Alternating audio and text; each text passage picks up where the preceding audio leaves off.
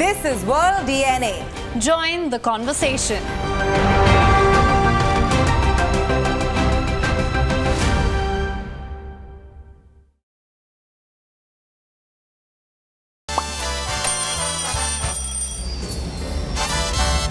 Vielleicht nur als 5%.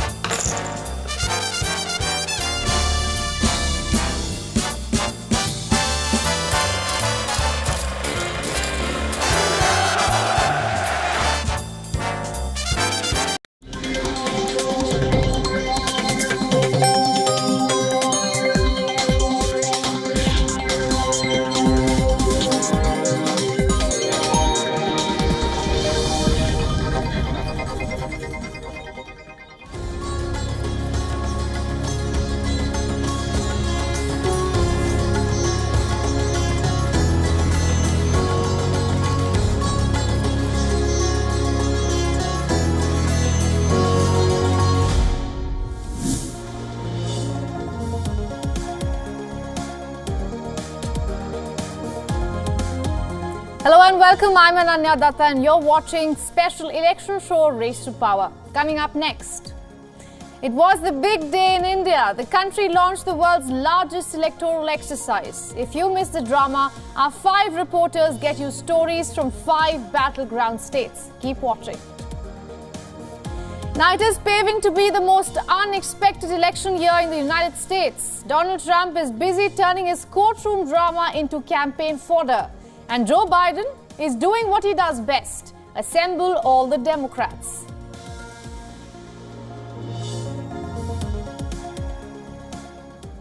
It was day one of the world's largest elections. 166 million Indians across 21 states and union territories were eligible to vote. And that was just the first phase, with 6 others over the next 7 weeks. Here's a recap of today.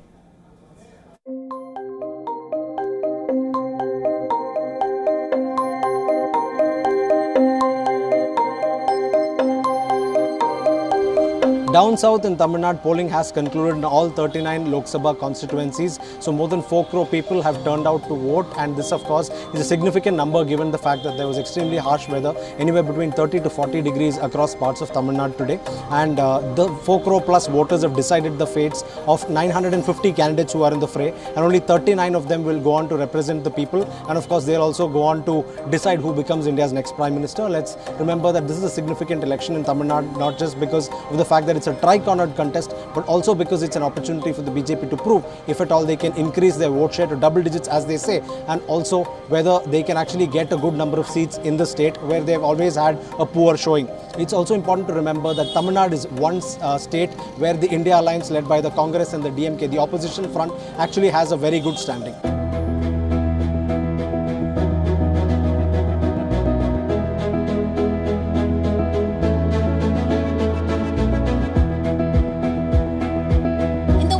State of Maharashtra, 5 out of 48 seats went into polls today, with 95 lakh voters eligible to vote in the first phase in all of these 5 constituencies. We saw a direct fight and battle between NDA's BJP and MVS Congress in 4 out of 5 constituencies, with Nagpur being one of the important and key belt for the BJP. On one hand, we are looking at BJP riding high on the success and popularity of Prime Minister Narendra Modi. He also actively campaigned in the Nagpur belt for past few weeks. And on the other side, we are looking at MVS Congress heavily banking on Muslims, Dalits and Kunbis, the caste dynamics factor. I'm feeling very happy today after casting my vote. I want to tell everyone that it is our duty as the citizens of this country. We should vote. It is our right. Polling has come to a close in 12 constituencies in the state of Rajasthan. Now, the desert state, which is usually known for its forts, other historical places that are remnants of wars from centuries past, is also a key political battleground between the Bharatiya Janata Party and the Congress Party. Now, beyond all the grandeur of these forts and the fact that Rajasthan is a key tourism hotspot, there are very real issues mounting over the years, which is on the ballot as far as the voters are concerned. Now, these issues range from a depleting water table to a growing farmers and agrarian crisis year after year. However, at the end of this, what remains to be seen is if Prime Minister Narendra Modi's guarantee, which has been a clarion call this year, will that work the magic to keep the party in power for third time in a row, or will the Congress-led India bloc be able to snatch that power away after 10 years of BJP controlling the state?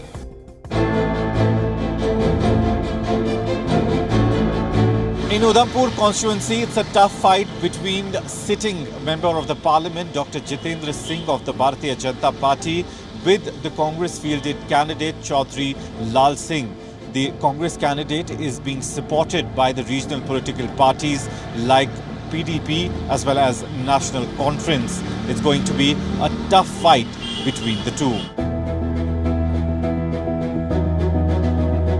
India's general election has started. This is a mammoth exercise involving several people, especially with the focus by the Indian Election Commission. Now, for the Indian Election Commission, the focus is that there is no violence and to fight the menace of fake news. But with so many people going to vote, this has, of course, generated international interest, something which has been seen in the past as well. And many diplomats are keen to take part in understanding the Indian electioneering process. I'm sure this time our young voters are going to come not only alone, but we have appealed to them to become our ambassadors, to become our influencers.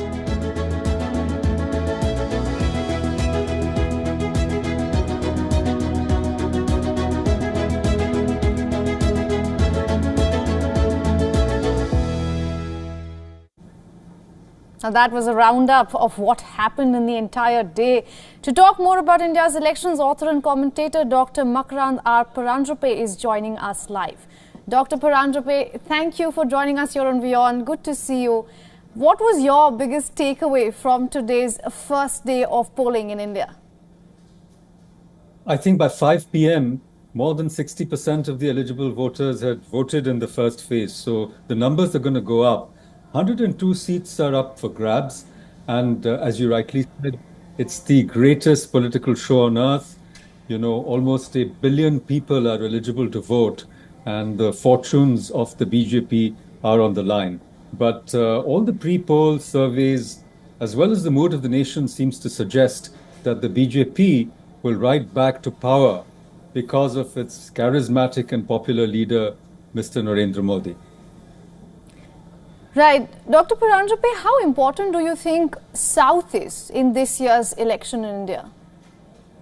It's extremely important both for the BJP and the India alliance, the opposition alliance, because it's in the South that traditionally the BJP hasn't done as well as in the Hindi belt. But this time it is expected that the BJP will open its innings even in Tamil Nadu and Kerala in the deep south. On the other hand, the India alliance, especially the Congress, as well as opposition parties such as the DMK, will try to hold on to power in Tamil Nadu and in Kerala. All right, Dr. Paranjope, thank you so much for all your insights. Good to speak to you.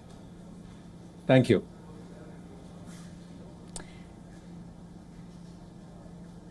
Let's shift focus now. In one of the most high-stakes cases in U.S. history, lawyers in Donald Trump's historic criminal trial have selected 12 jurors. And in the latest, they are now set to select alternative jurors. Trump claims the prosecution is part of a plot of Democrats aimed at preventing him from retaking the White House. Will this trial complicate the former president's bid to regain office is the question. Lawyers in Donald Trump's historic criminal trial in New York selected all 12 jurors on Thursday. The panel will assess Trump's guilt or innocence over the coming weeks in a case stemming from a hush money payment to a porn star prior to the 2016 election. Trump has pleaded not guilty to the charges. Lawyers for the defense and the prosecution must still select alternate jurors for the trial, the first ever in which a former U.S. president is the defendant. Judge Juan Merchan said opening statements could take place as early as Monday. Trump's outsized public presence created unique problems during the jury selection process. Roughly half of the nearly 200 jurors screened in heavily Democratic Manhattan were dismissed after saying they could not assess the evidence impartially. Trump's criticism of witnesses, prosecutors, the judge, and their relatives in this case prompted Merchant to expand an existing gag order earlier this month. However, an indignant Trump continued to rail against the trial as he left court for the day on Thursday, calling it, quote, very unfair and displaying a stack of news reports he said agreed with him. The whole world is watching this hoax. You got a DA that's out of control. You have a judge that's highly conflicted. The whole thing is a mess, and you have the leading candidate and leading crooked Joe Biden by a lot. He's the one that should be in trial. He's a crook. You got a crooked president. Experts say Trump would use a not guilty verdict in the case as vindication. A conviction would not bar him from taking office, but political science professor at Columbia University, Robert Shapiro, says it could hurt his chances in November. If he's found guilty, obviously there'll be appeals going on, so it won't be over yet.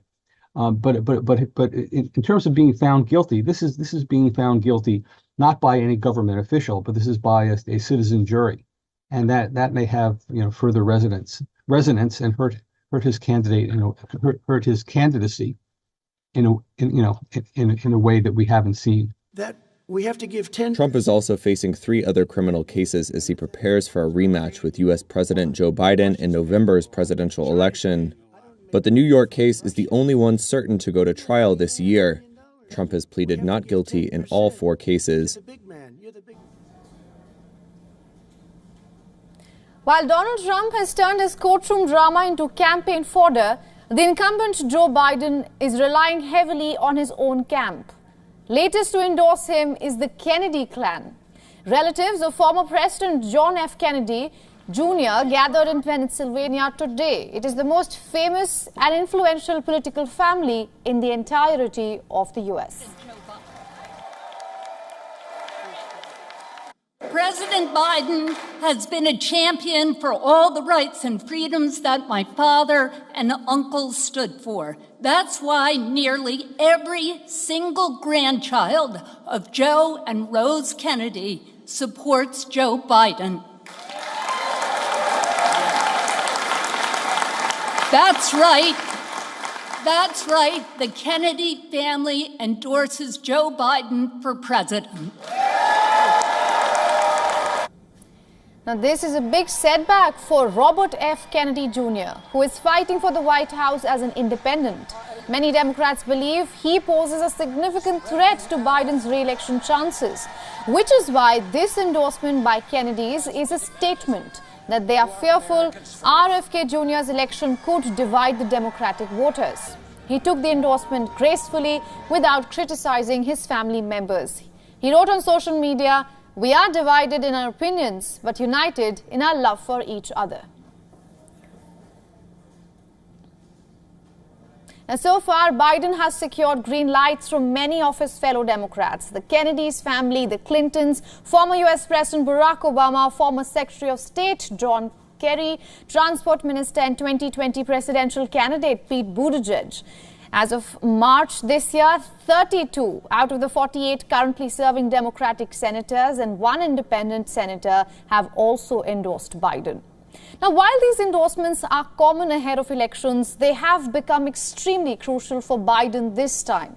Opinion polls show a neck-and-neck competition this time. While the contest will feel similar, opinion polls are not helping clear the air.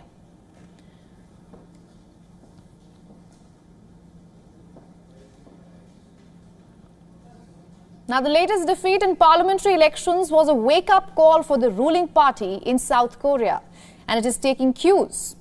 Prime Minister is partially conceding to the demands of the doctors finally. The junior doctors have been on a strike since February this year. This included more than 90% of the country's 13,000 medical interns and residents. At one point, the government decided to suspend their licenses and resort to asking nurses to perform operations normally assigned to doctors. The disagreement was over government's plan to sharply increase medical school admissions. The argument was to deal with South Korea's rapidly aging population, which is skewing the doctor-to-patient ratio. But doctors say schools cannot handle an abrupt, steep increase in students. which will then be counterproductive because a neglected process could undermine the medical services. Another issue stated was that the government's plans fall short of addressing pay and working conditions. After a stalemate for 3 months, Prime Minister Han Duck-soo has agreed to a proposal. It scales back on the increase by up to half and gives university flexibility in determining their quotas. 32 medical schools will be allowed to lower their quotas by up to 50% for next year, while the increases for the year 2026 and beyond will proceed as planned. President Yoon Suk-yeol has been pushing to add more doctors as an integral element of his medical reforms. But among other issues, he hasn't had the support needed. The parliament is controlled by the opposition and unions are up in arms. The latest Gallup Korea poll shows that Yoon's approval ratings slumped to 23%, down 11 percentage points from 3 weeks ago. And this is the lowest since he took office in the year 2022.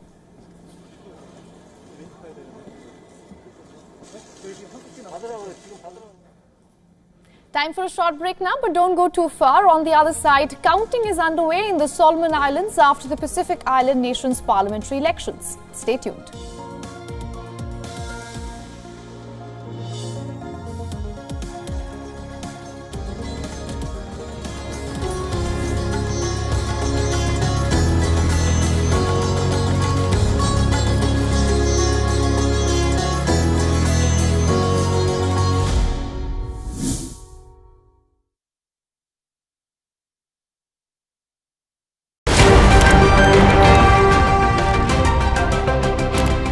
Ready to dive into your daily dose of news? Bringing you what's trending in the West and all that's setting trends in the East. And all of this served up with a side of insightful banter. We don't just bring you the latest stories. We bring you your talking points for the day. And while you do that, from the busy streets of New York, I will provide you with deeper insights on the developments through the course of the day in the U.S. And I will be here at the WION headquarters, getting you all the action from the universe of sport. All that you need to know about your favorite teams and players, right here. The show that keeps you ahead of the global curve. A conversation you'd want to be a part of. A place where news becomes an engaging exchange. We bring you stories that impact your present. This is World DNA. Join the conversation.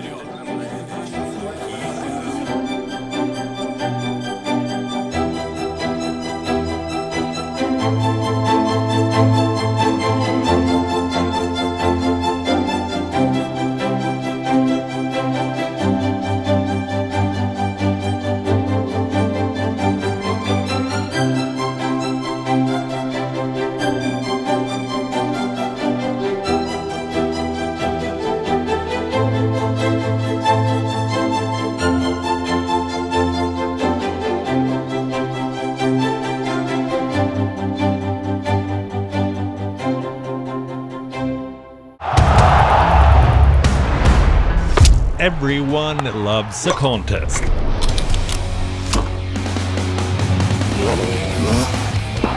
But sport isn't just about victory and defeat. When the GOATs in sport speak, you hear it first on WION. You have to play good cricket over a period of time. I should push myself right out of the damn tournament. We go beyond the stats. Our stories are quoted the world over. At WION, sport is part of our DNA. Come, join us on this journey. Weekdays 6:30 p.m. IST, 1 p.m. GMT.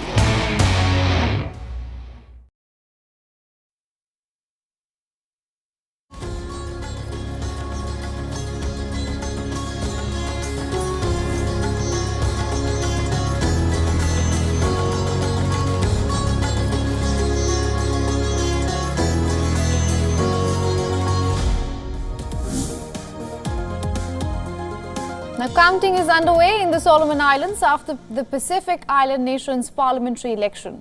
This election is the first time Prime Minister Manasseh Sogavare struck a security pact with China in 2022 and drew the Pacific Islands nation closer to Beijing. The pro-China Prime Minister has said that he would see closer ties to Beijing. Opposition parties have criticized the security pact with China. The election outcome will be closely watched by the United States, China and Australia for its potential impact on regional security. Police and defense forces from Australia, New Zealand, Papua New Guinea and Fiji are assisting with election security. Observer groups from Australia, New Zealand, the Pacific, Japan, Europe and the United States are monitoring the election. The Royal Solomon Islands Police Force said that it has banned victory parades because of the risk of unrest. Remember, the Solomons has had a volatile history with anti-government riots in 2021 and inter-tribal violence.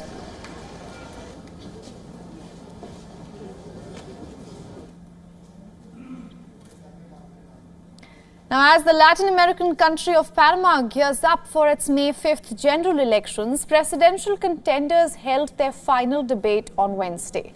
However, the headlines were dominated by the candidates who chose to skip the pre-poll exchange.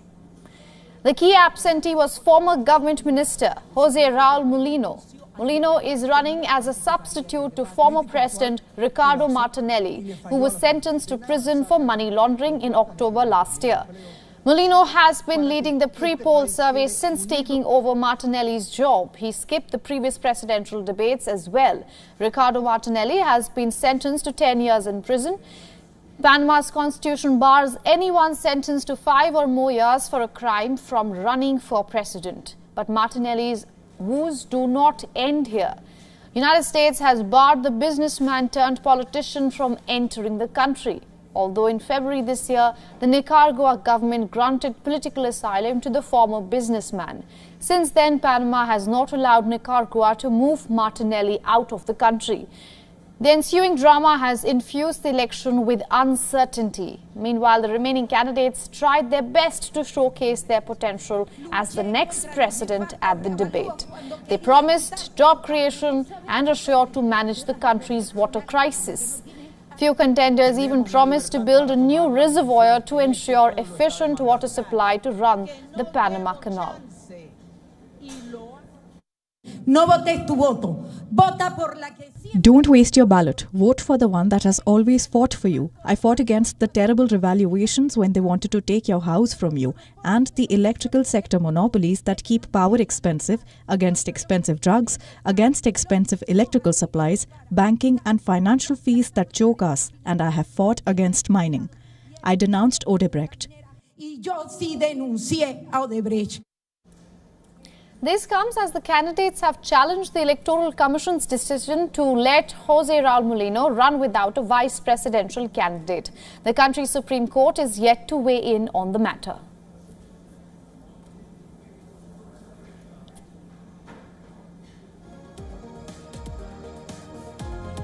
Let's shift focus now. The leader of Moldova's leftist opposition called upon voters to boycott a forthcoming referendum aimed at endorsing the country's bid to join the European Union. Moldovan President Maia Sandu is a vocal critic of Russia's actions in Ukraine. She has consistently highlighted Moscow's influence and corruption as major threats to Moldova's sovereignty. Moldova, which is positioned between Ukraine and the European Union, sees EU membership pivotal to its future. The referendum slated for October alongside a presidential election has become a focal point of contention.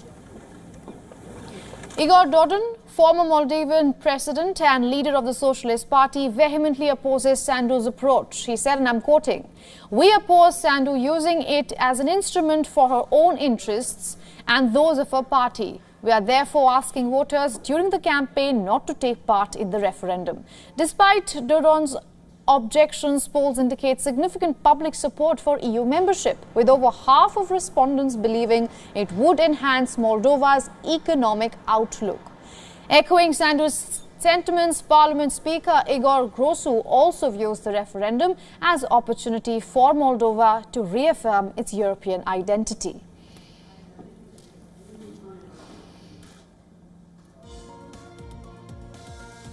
And with that, we're wrapping up this edition of Race to Power. Thanks for watching with me, Ananya Datta. I will see you next week.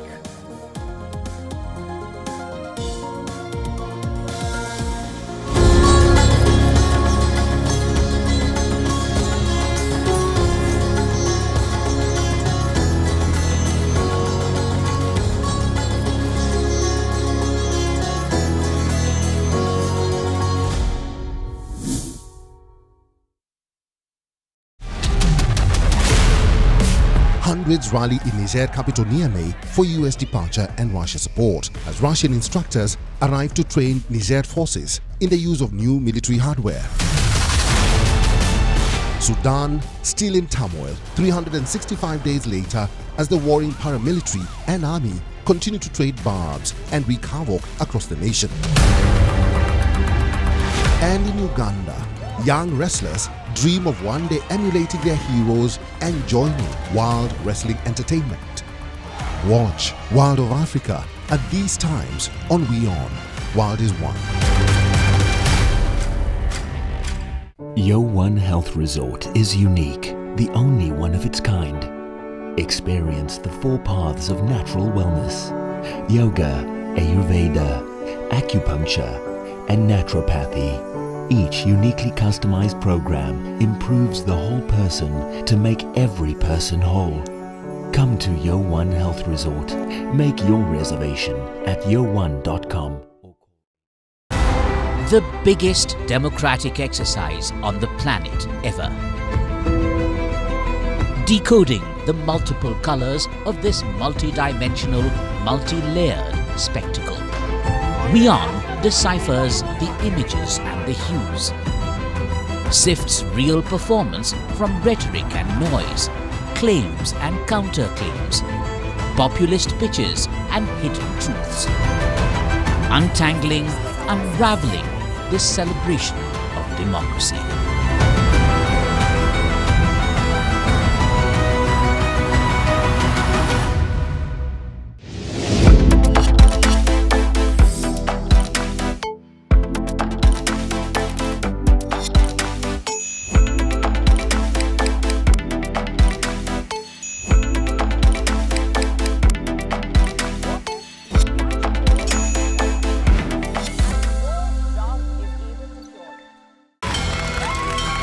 From the bustling trading floors of Wall Street to the vibrant exchanges of Asian stock markets, WION breaks it down for you to make sense of what's happening. As we reveal the key factors behind events, strategic battles, and the game-changing business decisions that shape the world. We bring you all of this and more on World Business Watch.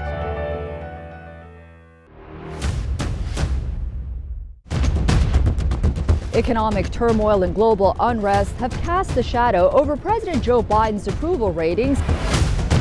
The rockets are continuing to be fired by Hamas in Gaza, although at a slower rate than previously.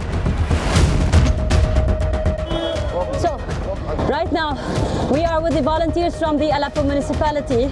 They are still trying to go to the rescue for the people they can find out. India has emerged as a major diplomatic force at the world stage. The rising cost of living in Nigeria continues to impact citizens from all walks of life. The citizens of Gujarat witnessed a mega roadshow here in the city of Ahmedabad. China is South Africa's largest trading partner for 134 years straight. A domestic aircraft carrying 72 people on board crashed in Pokhara city in central Nepal. 165 injuries have been moved, 61 people are confirmed dead, and rescue operations continue around me. After receiving an entire season's rainfall in a span of 48 hours, Chennai city has literally been brought to its knees. South Africa, for WION, World is One.